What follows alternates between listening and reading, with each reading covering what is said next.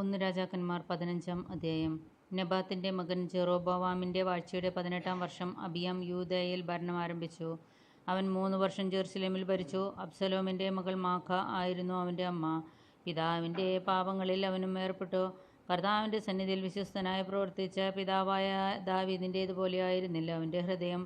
എങ്കിലും ദാവീദിനെ പ്രതി ദൈവമായ കർത്താവ് അബിയാമിന് കിരീടാവകാശിയായ ഒരു പുത്രനെ നൽകുകയും ജെറുസലേമിനെ സുസ്ഥിരമാക്കുകയും ചെയ്തു. ദാവീദ് ഹിത്യനായ ഊറിയായുടെ കാര്യത്തിലൊഴികെ കർത്താവ് കൽപ്പിച്ച യാതൊന്നിൽ നിന്നും ആയുഷ്കാലത്തൊരിക്കലും വ്യതിചലിക്കാതെ അവിടുത്തെ ദൃഷ്ടിയിൽ നീതി മാത്രം ചെയ്തു. അബിയാം ചെയ്ത മറ്റു കാര്യങ്ങൾ യൂദാ രാജാക്കന്മാരുടെ ദിനവൃത്താന്തത്തിൽ രേഖപ്പെടുത്തിയിട്ടുണ്ടല്ലോ. അബിയാമും ജെറോബോവാമും തമ്മിൽ ജീവിതകാലം മുഴുവൻ യുദ്ധം നടന്നു. അബിയാം പിതാക്കന്മാരോട് ചേരുകയും ദാവീദിന്റെ നഗരത്തിൽ സംസ്കരിക്കപ്പെടുകയും ചെയ്തു.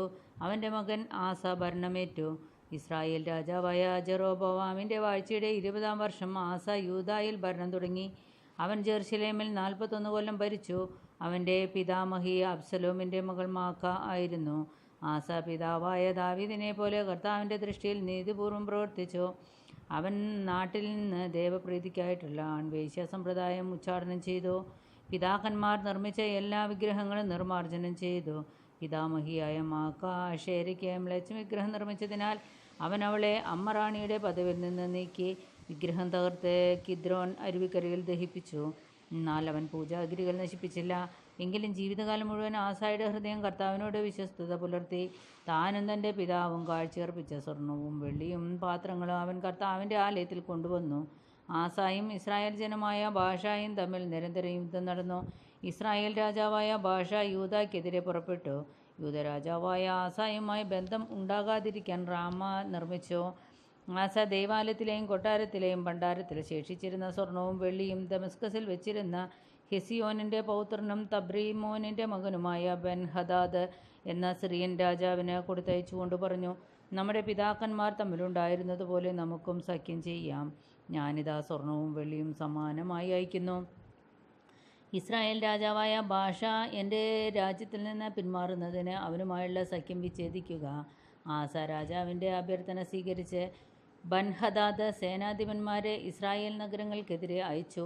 അവർ നഫ്താലി ദേശത്തോടൊപ്പം ഇയോൻ, ദാൻ, ആബേൽ, ബത്മാക്ക, കിന്നറോത്ത് എന്നിവ കീഴടക്കി. ഇതറിഞ്ഞ ബാഷ റാമായുടെ നിർമ്മാണം നിർത്തിവെച്ച് തിർസായിൽ തന്നെ താമസിച്ചു. ആസ രാജാവ് ഒരു വിളംബരം മൂലം യൂദാ നിവാസികളെ വിളിച്ചുകൂട്ടി. ആരെയും ഒഴിവാക്കിയില്ല. റാമ പണിയാൻ ബാഷ സംഭരിച്ചിരുന്ന കല്ലും മരവും അവർ എടുത്തുകൊണ്ടുവന്നു. ആസ രാജാവ് ഇവ കൊണ്ട് ബെഞ്ചമിനിലെ ഗേബയും മിസ്പായും നിർമ്മിച്ചു. ആസായുടെ മറ്റു പ്രവർത്തനങ്ങളും ശക്തി വൈഭവവും അവൻ പണിയിച്ച നഗരങ്ങളുടെ വിവരവും യൂദാ രാജാക്കന്മാരുടെ ദിനവൃത്താന്തത്തിൽ രേഖപ്പെടുത്തിയിട്ടുണ്ടല്ലോ. വാർദ്ധക്യത്തിൽ അവന് കാലിൽ രോഗം പിടിപെട്ടു. അവനും പിതാക്കന്മാരോട് ചേർന്നു പിതാവായ ദാവീദിന്റെ നഗരത്തിൽ സംസ്കരിക്കപ്പെട്ടു. അവന്റെ മകൻ യഹോഷാഫാത്ത് ഭരണമേറ്റു.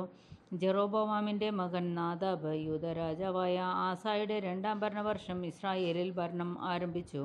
അവൻ 2 കൊല്ലം വാണു. തൻ്റെ പിതാവ് ഇസ്രായേലിലെ വഴി പിഴപ്പിച്ച പാപമാർഗത്തിൽ ചരിച്ച് അവൻ കർത്താവിൻ്റെ സന്നിധിയിൽ തിന്മ പ്രവർത്തിച്ചു.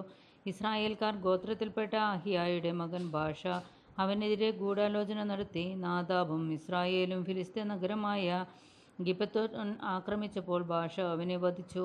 ഇങ്ങനെ യൂദാ രാജാവായ ആസയുടെ 3-ാം ഭരണവർഷം ബാഷ നാദാബിനെ കൊന്ന് തലസ്ഥാനത്ത് വന്നു. രാജാവായപ്പോൾ തന്നെ അവൻ ജെറോബോവാമിൻ്റെ വംശം മുഴുവൻ നശിപ്പിച്ചു. കർത്താവ് തൻ്റെ ദാസനും ഷീലോനിനുമായ അഹിയ വഴി അരുളി ചെയ്തിരുന്നത് പോലെ അവൻ്റെ സന്തതികളിൽ ആരും അവശേഷിച്ചില്ല. ജെറോബോവാം ചെയ്തതും ഇസ്രായേലിനെ കൊണ്ട് ചെയ്യിച്ചതുമായ പാപങ്ങൾ ഇസ്രായേലിൻ്റെ ദൈവമായ കർത്താവിൻ്റെ കോപം ജ്വലിപ്പിച്ചതിനാലാണ് ഇത് സംഭവിച്ചത്. നാദാബിനെക്കുറിച്ചുള്ള മറ്റു വിവരങ്ങളും അവൻ്റെ പ്രവർത്തനങ്ങളും ഇസ്രായേൽ രാജാക്കന്മാരുടെ ദിനവൃത്താന്തത്തിൽ രേഖപ്പെടുത്തിയിട്ടുണ്ടല്ലോ. ആസായും ഇസ്രായേൽ രാജാവായ ബാഷായും തമ്മിൽ നിരന്തരം യുദ്ധം നടന്നു. യൂദാ രാജാവായ ആസായുടെ 3-ാം ഭരണവർഷം അഹിയായുടെ മകൻ ബാഷ ഭരണമേറ്റു. അവൻ 24 വർഷം ഇസ്രായേൽ രാജാവായി തിർസായിൽ വാണു. അവനും കർത്താവിൻ്റെ സന്നിധിയിൽ തിന്മ പ്രവർത്തിച്ചു. ജെറോബോവാമിൻ്റെ മാർഗങ്ങളിലും ഇസ്രായേലിനെ വഴിപിഴപ്പിച്ച അവൻ്റെ പാപങ്ങളിലും ബാഷ വ്യാപരിച്ചു. പിതാവിനും പുത്രനും പരിശുദ്ധാത്മാവിനും സ്തുതി.